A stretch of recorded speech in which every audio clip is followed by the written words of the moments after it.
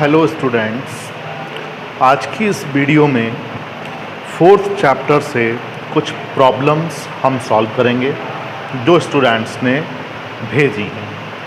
पहली प्रॉब्लम है ampere circuital law से, एस.एल. अरोरा बुक से। ये एग्जाम्पल नंबर 33 है on page 4.26। Example 33 on 4.26 page पर। देखिए, बहुत इंपॉर्टेंट प्रॉब्लम है ये। इस पर क्वेश्चंस भी आते हैं, न्यूमेरिकल्स भी आते हैं। क्वेश्चन है कि एक स्ट्रेट थिक लॉन्ग वायर है और यूनिफॉर्म क्रॉस सेक्शन है, और यूनिफॉर्म क्रॉस सेक्शन उसकी गिवन है स्मॉल ए, और उसमें एक स्टेडी करंट आई फ्लो हो रही है। हमें निकालना है सेंटर से स्मॉल आर डिस्टेंस पर मैग्नेटिक फील्ड, जबकि स्मॉल आर की वैल्यू ए से ज़्यादा है और आर की वैल्यू ए से कम है। ठीक है, इन दो कंडीशंस में निकालनी है। देखिए, जो हमारे पास में वायर है स्ट्रेट, तो हम इस वायर को इस तरह से रखेंगे तो ये हमें इस तरह से ये क्रॉस सेक्शन दिखाई देगा। यानी वायर का हम यहाँ पर एक क्रॉस सेक्शन बना रहे हैं। ये सेंटर हो गया और रेडियस गिवन है ए, और इस पूरे वायर में कांस्टेंट करंट आई फ्लो कर रही है यूनिफॉर्मली। हमें इसके सेंटर से आर डिस्टेंस पर किसी पॉइंट पर मैग्नेटिक फील्ड निकालना है। मान लीजिए ये पॉइंट पी है, तो हम इस पी पॉइंट के थ्रू एक एम्पीरियन लूप कंसीडर कर लेते हैं। एम्पीरियन लूप कंसीडर करेंगे और यूजिंग एम्पियर सर्किटल लॉ इस पॉइंट पर मैग्नेटिक फील्ड निकालेंगे। एम्पियर सर्किटल लॉ कहता है B dot D L is equal to mu naught times to the net current flowing through the close path. ठीक है, क्योंकि इस वायर से आई करंट फ्लो हो रही है। ठीक, तो यहाँ पर जो नेट करंट सर्कुलर पाथ से पास हो रही है वो आई है। करंट जब स्ट्रेट होती है, मैंने आपको बताया था, जब करंट स्ट्रेट होती है तो मैग्नेटिक फील्ड सर्कुलर होता है। तो मैग्नेटिक फील्ड सर्कुलर होने का मतलब है कि जो एम्पीरियन लूप हमने कंसीडर किया है, मैग्नेटिक फील्ड उसी के अलोंग होगा। तो इस एम्पीरियन लूप पर आप कहीं भी डीएल एलिमेंट लेंगे तो उस डीएल एलिमेंट की डायरेक्शन मैग्नेटिक फील्ड के अलोंग ही होगी। तो B D L cos zero, B D L रह जाएगा, बी को आप बाहर निकाल लीजिए। Whole integral D L is equal to mu not I, और होल इंटीग्रल डी एल की वैल्यू 2 पाई आर होगी, म्यू नॉट आई। तो v is equal to mu not I upon 2 pi R. ठीक, तो ये तो बहुत आसान था। और यहाँ अगर देखें तो मैग्नेटिक फील्ड आर के इन्वर्सली प्रोपोर्शनल है। देखिए, मैग्नेटिक फील्ड आर के इन्वर्सली प्रोपोर्शनल तब है जब ये पॉइंट वायर के आउटसाइड चला गया है। अब जरा दूसरी सिचुएशन देखते हैं जहां पर आर इज स्मॉलर देन ए। अब दोबारा से फिगर बना लेते हैं। ये वायर है, वायर का क्रॉस सेक्शन है।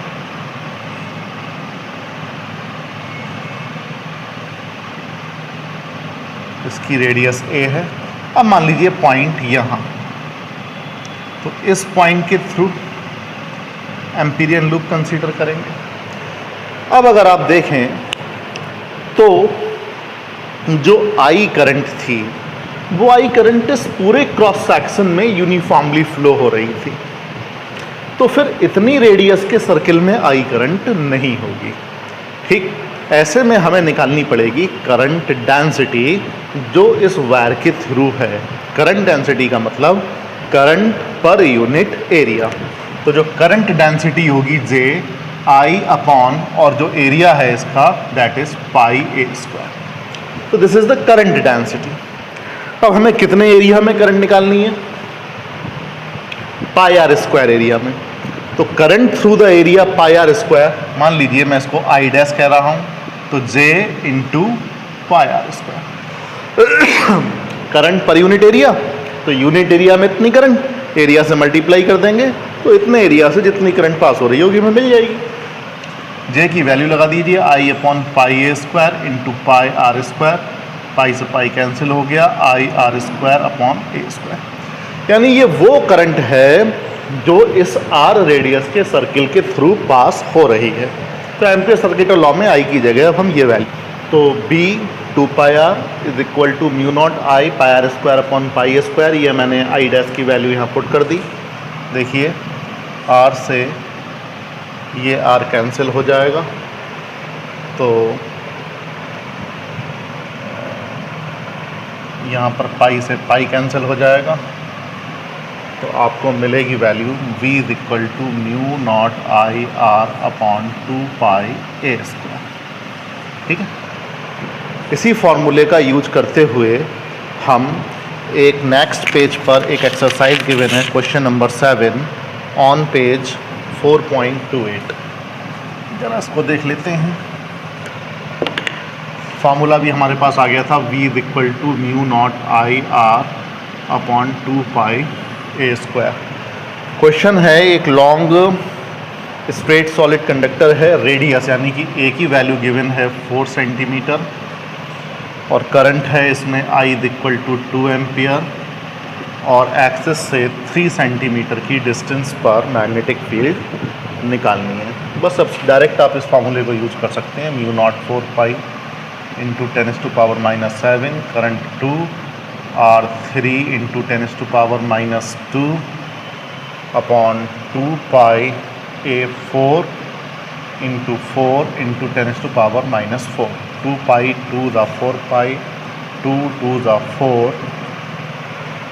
तो ये आएगा 3/4 इंटू 10⁻⁻⁴, ऊपर जाकर प्लस का होगा तो -4 और 2 10⁻⁻⁵ आ जाएगा।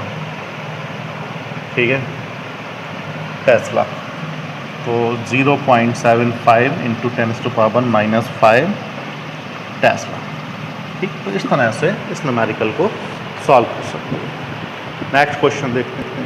देखिए ये क्वेश्चन एसएल अरोरा से ही है, 4.32 पेज पर है, एक्सरसाइज का क्वेश्चन नंबर 4 है।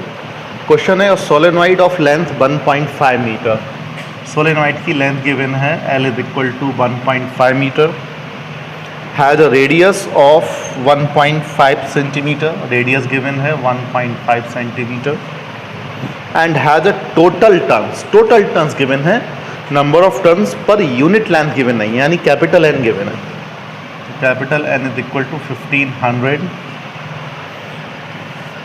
it carries the current I is equal to 3 ampere.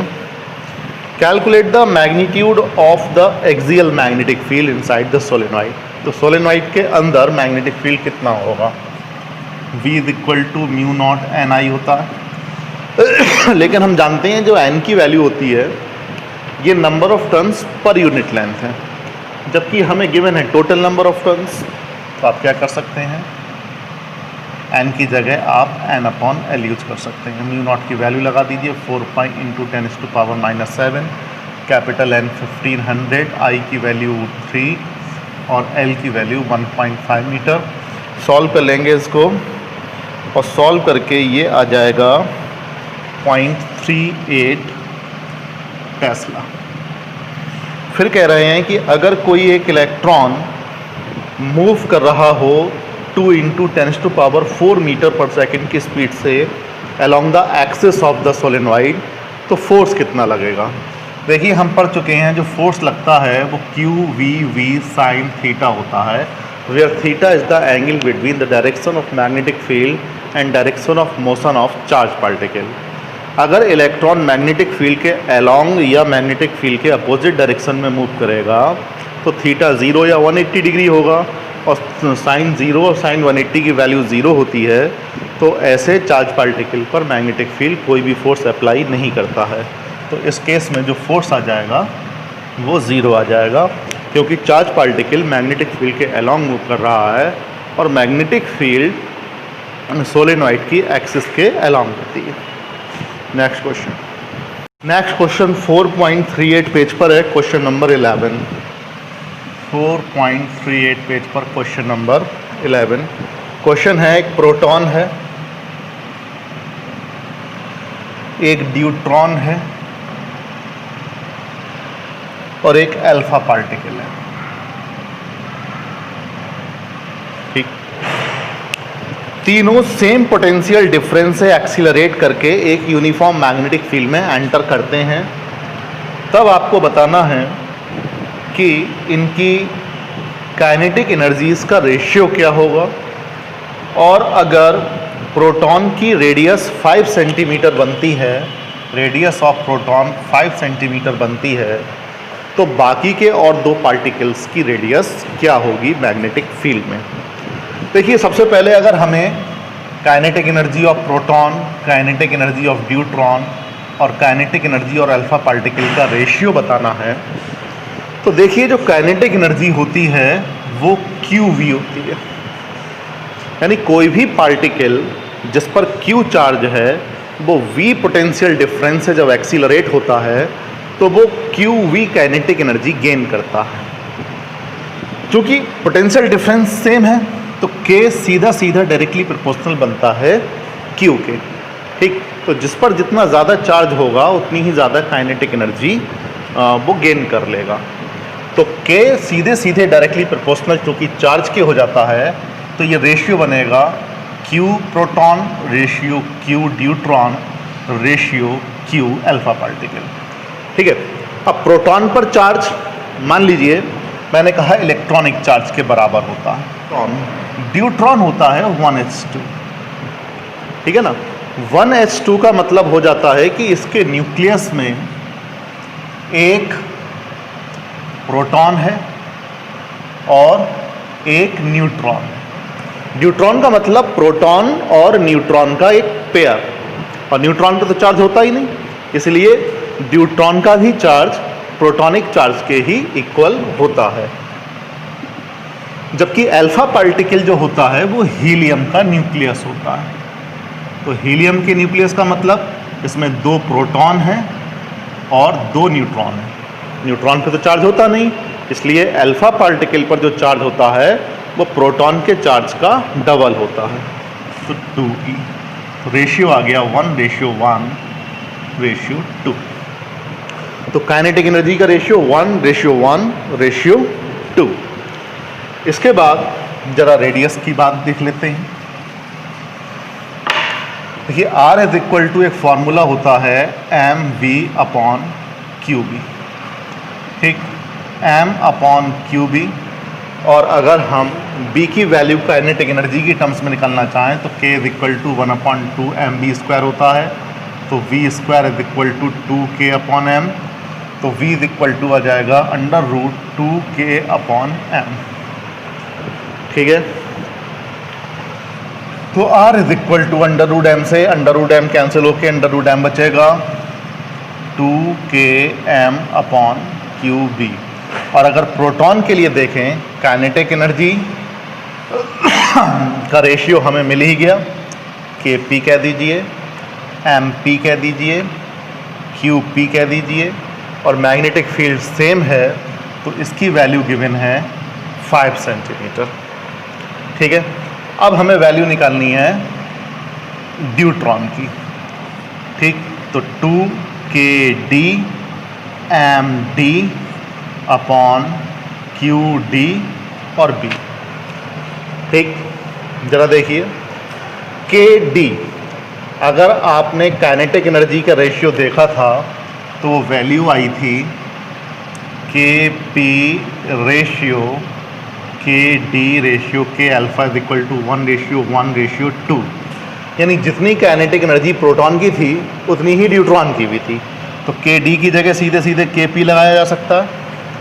Mass of the neutron, चूँकि न्यूट्रॉन एक प्रोटॉन और न्यूट्रॉन का पेयर होता है, और जितना मास न्यूट्रॉन का होता है लगभग उतना ही मास प्रोटॉन का भी होता है, उतना ही मास न्यूट्रॉन, यानी प्रोटॉन और न्यूट्रॉन के मास लगभग बराबर होते हैं। तो एक न्यूट्रॉन का मास प्रोटॉन के मास का डबल हो जाता है। तो जब हम m mass of the neutron है तो इसकी जगह 2 times of mass of proton use कर सकते हैं। क्यू डी, न्यूट्रॉन पर उतना ही चार्ज होता है जितना प्रोटॉन का होता है, और मैग्नेटिक फील्ड उतना ही है। तो देखिए 2 kp mp upon qp upon v square root में, तो उसकी वैल्यू 5 थी, तो ये वैल्यू आ जाएगी √2 into 2 kp mp upon qpv, तो √2 इंटू 5। इसको सॉल्व करके लाएंगे तो ये वैल्यू आ जाएगी 7.07 सेंटीमीटर। ठीक है, तो इस तरह से हमने न्यूट्रॉन की रेडियस निकाल ली। अब हम अल्फा पार्टिकल की भी रेडियस निकाल सकते हैं। देखिए अल्फा पार्टिकल की रेडियस कैसे निकालेंगे, r alpha is equal to 2। देखिए k अल्फा रखेंगे और k अल्फा प्रोटॉन से 2 टाइम्स है, तो यहाँ रख देते हैं हम इंटू 2 इंटू kp। 2 kp का मतलब k अल्फा से। इसके बाद mass of the alpha particle. Alpha particle helium का न्यूक्लियस होता है, और हीलियम के न्यूक्लियस में 2 प्रोटॉन और 2 न्यूट्रॉन होते हैं, इसीलिए प्रोटॉन के मास का 4 टाइम्स हो जाता है। तो यहाँ लिख देंगे 4 times of mass of proton. Charge double होता है, तो 2 इंटू QP लिख देंगे, मैग्नेटिक फील्ड उतना ही है। तो देखिए 2 से 2 कैंसिल हो गया। अब वैल्यू कितनी आ जाती है, ये वैल्यू आ जाती है 4 का स्क्वायर रूट 2 और 2 mp kp अपॉन qpb, और इसकी वैल्यू 5 सेंटीमीटर है, तो 2 इंटू 5 दैट इज 10 सेंटीमीटर। तो इस तरह से हम न्यूट्रॉन की और अल्फा पार्टिकल की भी रेडियस निकाल सकते हैं। नेक्स्ट क्वेश्चन देखते हैं। नेक्स्ट क्वेश्चन, इसी का अगला क्वेश्चन 12th क्वेश्चन है 4.39 पेज पर। तो page 4.39 question number 12।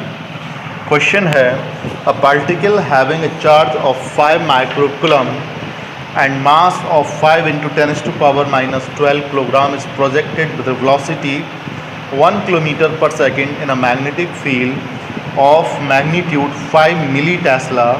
The angle between the magnetic field and the velocity is sin inverse 0.90. देखिए जो जो वैल्यू गिवन है वो नोट कर लेते हैं। Q की वैल्यू गिवन है 5 माइक्रोकूलम, इसके बाद मास गिवन है पार्टिकल का 5 into 10 to power minus 12 kilogram. इसके बाद वेलोसिटी गिवन है 1 into 10 to power 1 kilometre per second है, तो 1 into 10 to power 3 metre per second लिख देते हैं। मैग्नेटिक फील्ड 5 मिली टेस्ला है, तो 5 मिली टेस्ला को 5 into 10 to power minus 3 tesla लिख देंगे। एंगल गिवन है theta is equal to sine inverse 0.90, इसका मतलब साइन थीटा की वैल्यू डायरेक्ट हमें गिवन है। Show that the path of the particle will be helix and find the diameter of the helical path and pitch. देखिए चूँकि magnetic field और motion of charge particle के बीच में angle है, इसीलिए वेलोसिटी के 2 कंपोनेंट बनेंगे, एक डायरेक्शन ऑफ मैग्नेटिक फील्ड और एक perpendicular to the direction of magnetic field. जो परपेंडिकुलर होगा वो सर्कुलर पाथ प्रोवाइड करेगा, और जो along the magnetic field component है वो along the direction of magnetic field लेके जाने की कोशिश करेगा, इसीलिए पाथ हेलिकल हो जाएगा। अब बात आती है कि इस हेलिकल पाथ की हम रेडियस कैसे निकालें। तो देखिए सबसे पहले हम जो वेलोसिटी है इसके दोनों कंपोनेंट निकाल लेते हैं कि v साइन थीटा कितना होगा और v कॉस थीटा कितना होगा। क्योंकि हमें साइन थीटा की वैल्यू यहाँ से गिवन है, साइन थीटा की वैल्यू 0.90 गिवन है। आप थोड़ी सी मैथमेटिक्स यूज़ करिए, cos theta is equal to √1 minus sine square theta लगाइए, वहाँ से कॉस थीटा की वैल्यू निकाल लीजिए। तो कॉस थीटा की वैल्यू जब आप निकालेंगे तो ये निकल कर आएगी 0.436। आप निकाल लीजिए, मैंने डायरेक्ट लिख दी। वी साइन थीटा को कैलकुलेट करेंगे तो 0.9 इंटू 10 टू पावर 3 आएगा,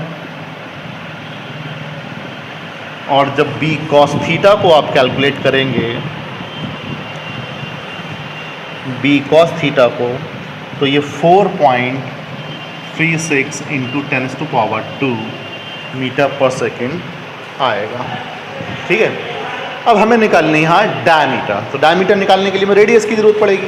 तो radius R is equal to होता है mv/qb। लेकिन कौन सा कंपोनेंट सर्कुलर पाथ प्रोवाइड करता है? ठीक है, तो ये वो कंपोनेंट है जो मैग्नेटिक फील्ड के परपेंडिकुलर है, इसलिए यहाँ पर हम यूज़ कर लेंगे साइन थीटा। चूँकि हमें डायमीटर निकालना है इसलिए 2 से मल्टीप्लाई कर दीजिए, तो सीधे डायमीटर 2mv sin θ/qb। सारी वैल्यूज़ आप यूज़ कर लेंगे, सारी वैल्यूज़ यूज़ करने के बाद सॉल्व करेंगे तो ये 36 सेंटीमीटर निकल आएगा। ठीक है, इसके बाद हमें निकालना है pitch of the helical path. तो भाई pitch of the helical path निकालने के लिए हमें ज़रूरत पड़ती है, क्योंकि pitch is equal to formula रहता है हमारे पास में v cos θ इंटू टी, है ना। तो पहले हम t की वैल्यू निकाल लें। तो t की वैल्यू को निकालने के लिए 2πm/qb भी है वैसे तो फार्मूला, आप इसको भी यूज कर सकते हैं, क्योंकि हमें q भी गिवन है, m भी गिवन है। आप इस वैल्यू को सॉल्व करिए और सॉल्व करने के बाद आपको सीधे सीधे पिच की वैल्यू मिल जाएगी 55 सेंटीमीटर। नेक्स्ट क्वेश्चन देखते हैं। नेक्स्ट क्वेश्चन ये भी SL अरोरा बुक से है, 4.43 पेज पर क्वेश्चन नंबर 4 है। 4.43 पेज पर क्वेश्चन नंबर 4, ये साइक्लोट्रॉन से है। क्वेश्चन है, एक अल्फा पार्टिकल है, मास गिवन है m is equal to 6.68 into 10⁻⁻27 kilogram. Charge given है 3.2 इंटू 10⁻⁻19 कूलम, और ये एक्सीलरेट हो रहा है साइक्लोट्रॉन में, जिसमें मैग्नेटिक फील्ड लगी हुई है 1.25 टेस्ला की। ठीक है, अब आपको बताना है कि how rapidly should the electric field between the dees be reversed. कितनी तेज़ी से डीज के बीच में इलेक्ट्रिक फील्ड को रिवर्स किया जाए, 1 सेकंड में कितनी बार इलेक्ट्रिक फील्ड को चेंज किया जाए। देखिए, इसमें बच्चों को थोड़ा कन्फ्यूज़न होता है।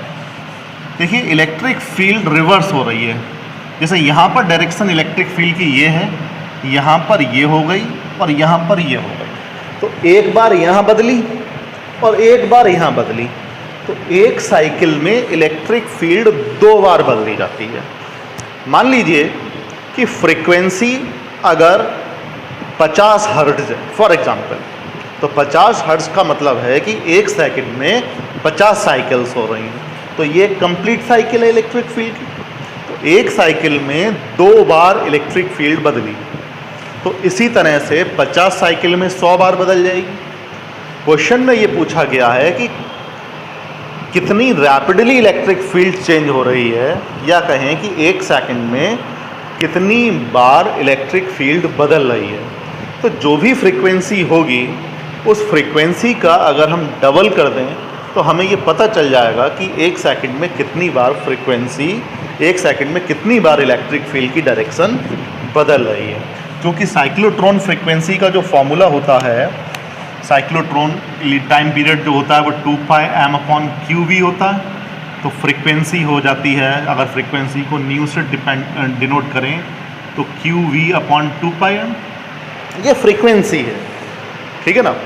और एक साइकिल में चूंकि 2 बार चेंज हो रही है तो 2 से मल्टीप्लाई कर दीजिए, 2 से मल्टीप्लाई करेंगे, 2 से 2 कैंसिल, qv/πm। q की भी वैल्यू है, v की भी वैल्यू है, m की भी वैल्यू है और पाई की भी वैल्यू पता है। इसको सॉल्व करिए, इसको सॉल्व करेंगे तो आंसर आएगा 9.5 इंटू 10⁻6 हर्ट्ज। 1 सेकंड में इतनी बार इलेक्ट्रिक फील्ड चेंज हो रही है। इसके बाद दूसरे पार्ट में पूछा गया है इसमें, what are the velocity and kinetic energy of an alpha particle when it moves in a circular orbit of radius 25 centimetre. तो जब अल्फा पार्टिकल इतनी रेडियस के सर्कुलर पाथ में डीज पर घूमता है तो उसकी वेलोसिटी कितनी होगी और काइनेटिक एनर्जी कितनी होगी। तो R is equal to mv/qb हमारे पास फार्मूला है। तो v is equal to R Q V upon M. हमारे पास आर भी है, क्यू भी है, बी भी है, एम भी है, सारी वैल्यूज इसमें पुट कर दीजिए। सॉल्व करेंगे तो 1.5 इंटू 10⁻⁷ मीटर पर सेकेंड स्पीड आ जाएगी। काइनेटिक एनर्जी आपको निकालनी है तो k is equal to half M V square use कर लीजिए। एम भी गिवन है, बी आप निकाल चुके हैं। सॉल्व करेंगे तो सॉल्व करके ये आएगा 7.5 इंटू 10⁻⁻13 जूल। सॉल्व कर लीजिए, आ जाएगा आंसर। नेक्स्ट क्वेश्चन, ये जो नेक्स्ट क्वेश्चन है ये कुमार मित्तल की बुक से है, आईएससी की कुमार मित्तल की बुक, और पेज नंबर 334 पर क्वेश्चन नंबर 23 है। मूविंग चार्ज एंड मैग्नेटिज्म वाले चैप्टर से है। क्वेश्चन है प्रोटॉन मूविंग टुवर्ड्स ईस्ट। एक प्रोटॉन है, ईस्ट की तरफ मूव कर रहा है and a horizontal plane enters a horizontal magnetic field of 0.34 tesla. तो V is equal to 0.34 tesla. ठीक है, directed towards north, magnetic field north की तरफ है जबकि प्रोटॉन ईस्ट की तरफ मूव कर रहा है। ठीक है, और स्पीड गिवन है प्रोटॉन की V is equal to 2 into 10⁻⁷ metre per second. Calculate the magnitude and direction of the force on the proton, radius of protons path and the lateral displacement of proton while moving 0.20 metre towards east. ज़रा आप देखिए, अब इस question में हमें दो planes की ज़रूरत पड़ेगी। देखिए हमारे पास में ये एक हॉरिजॉन्टल प्लेन है। इस हॉरिजॉन्टल प्लेन में हम डायरेक्शन बना लेते हैं ईस्ट, वेस्ट, नॉर्थ, साउथ। तो आप किसी भी हॉरिजॉन्टल प्लेन पर एक क्रॉस बना करके उस पर ईस्ट, वेस्ट, नॉर्थ, साउथ लिख लीजिए। ठीक है, अब ये हॉरिजॉन्टल प्लेन हो गया, फिर ये वर्टिकल प्लेन हो गया। ठीक है, अब क्वेश्चन में कह रहे हैं कि जो प्रोटॉन है वो मूविंग टुवर्ड्स ईस्ट, तो प्रोटॉन ईस्ट की तरफ मूव कर रहा है जबकि मैग्नेटिक फील्ड नॉर्थ की तरफ है। तो फोर्स की डायरेक्शन निकालने के लिए हम right hand palm rule number 2 भी यूज कर सकते हैं या फ्लेमिंग्स लेफ्ट हैंड रूल भी यूज कर सकते हैं। तो हम आसानी के लिए यूज कर रहे हैं right hand palm rule number 2, वो ये है।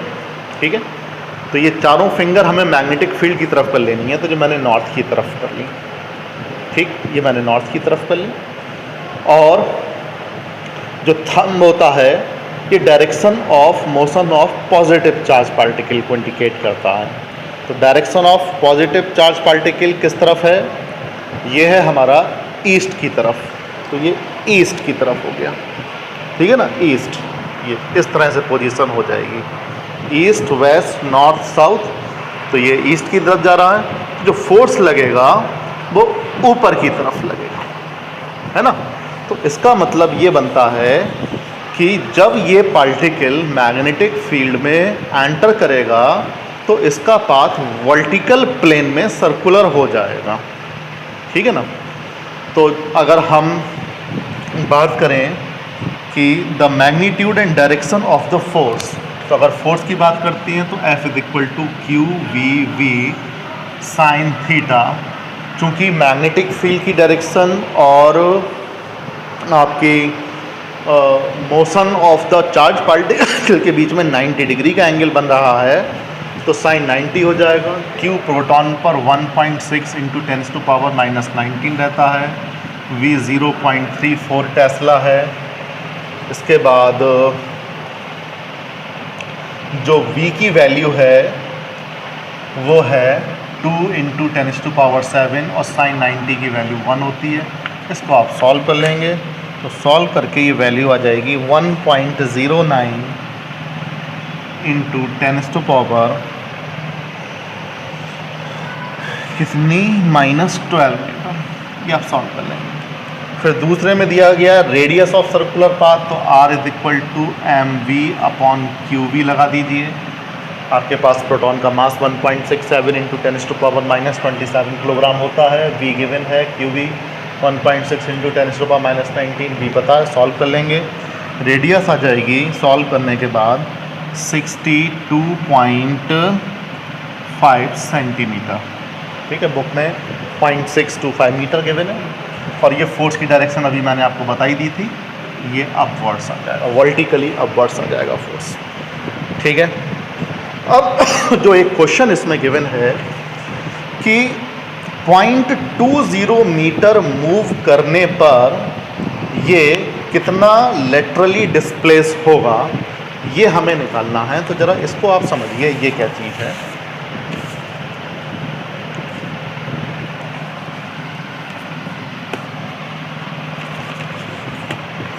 देखिए, अभी हमने देखा कि जब पार्टिकल ईस्ट की तरफ मूव कर रहा है हॉरिजॉन्टली, तो ये इस तरह से इसका पाथ सर्कुलर हो गया।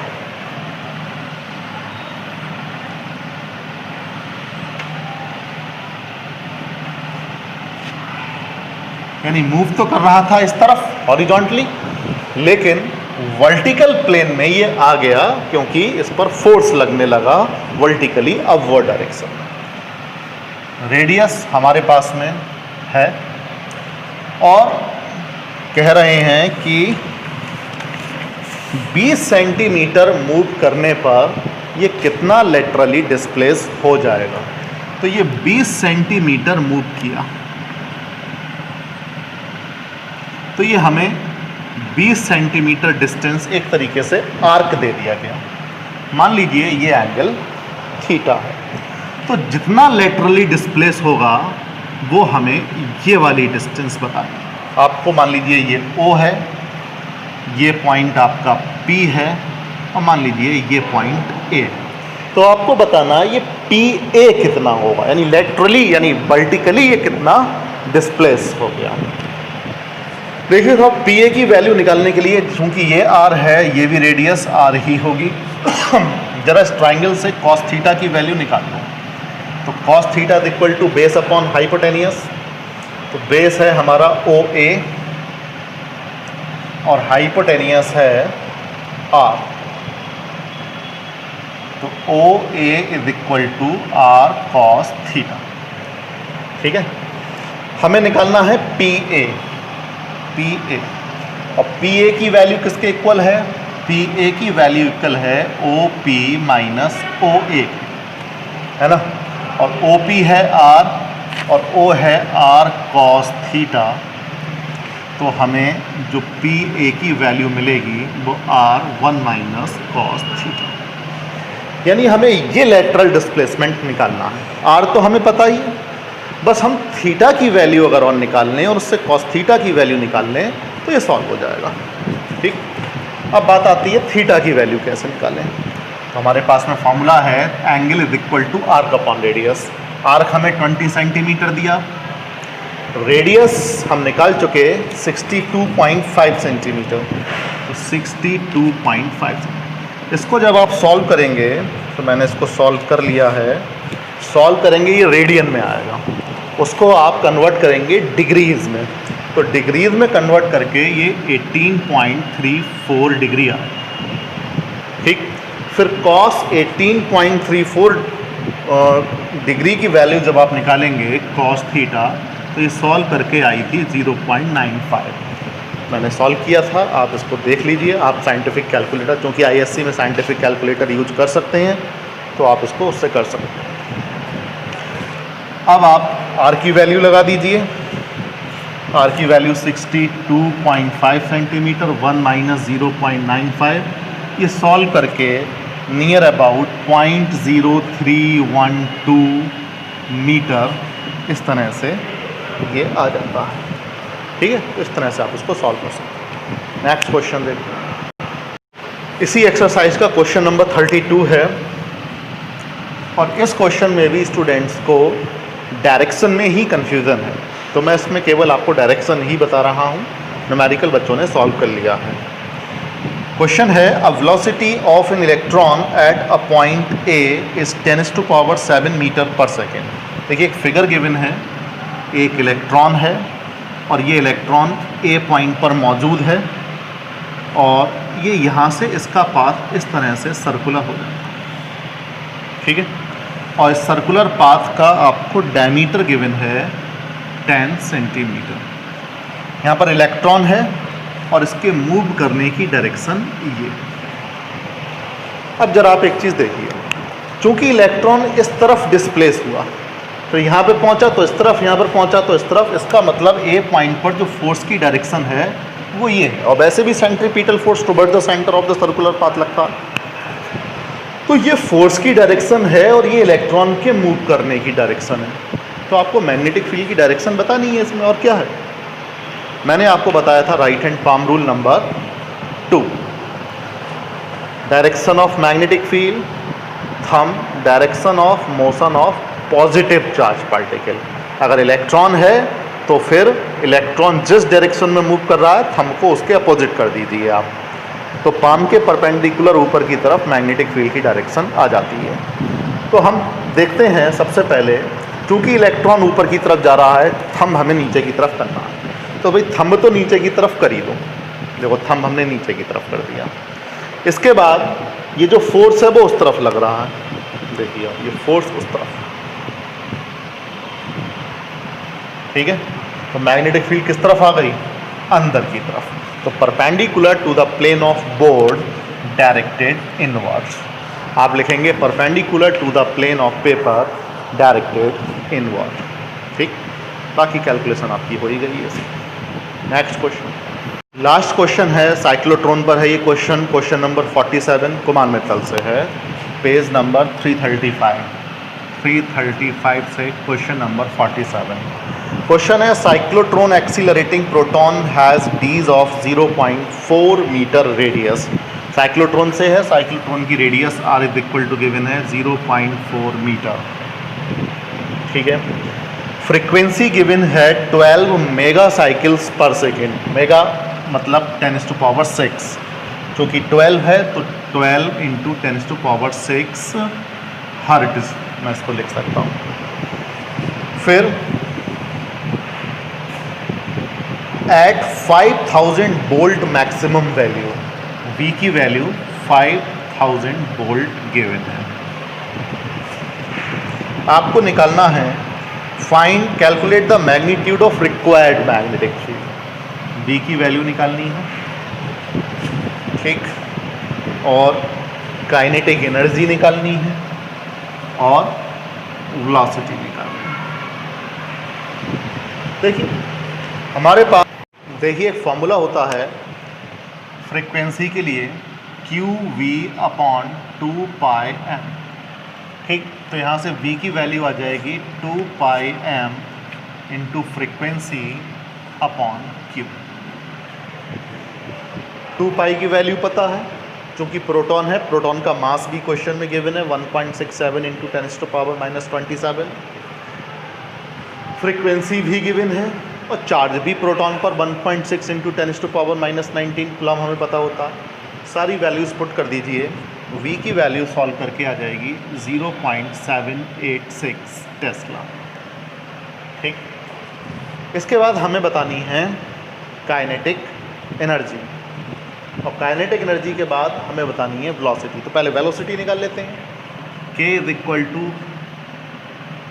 हाफ, नहीं पहले तो वेलोसिटी निकालनी है, तो R = mv/q। तो यहाँ से V = r/q/v/m। देखिए सारी वैल्यूज़ हैं आपके पास में, R भी है, Q भी है, B आप निकाल चुके और M भी है। सारी वैल्यूज़ को आप पुट कर दीजिए, सॉल्व करके आपको V मिल जाएगा 3 इंटू 10⁻⁷ मीटर पर सेकेंड, ठीक है। इसके बाद अगर आप काइनेटिक एनर्जी निकालना चाहते हैं तो हाफ mv², हाफ मास गिवन है, V भी गिवन है, सॉल्व कर लेंगे। सॉल्व करके जो आंसर आएगा वो जूल में आएगा। उसको अगर आप मिलियन इलेक्ट्रॉन वोल्ट में बनाना चाहते हैं तो 1.6 इंटू 10⁻⁻13 से डिवाइड कर दीजिए, सॉल्व करके ये आ जाएगा 4.73 मिलियन इलेक्ट्रॉन वोल्ट। ठीक है, तो ये जो न्यूमेरिकल आपने पूछे थे ये सारे न्यूमेरिकल आज सॉल्व होते हैं। आगे की वीडियोस में अगले टॉपिक स्टार्ट करेंगे। Thank you.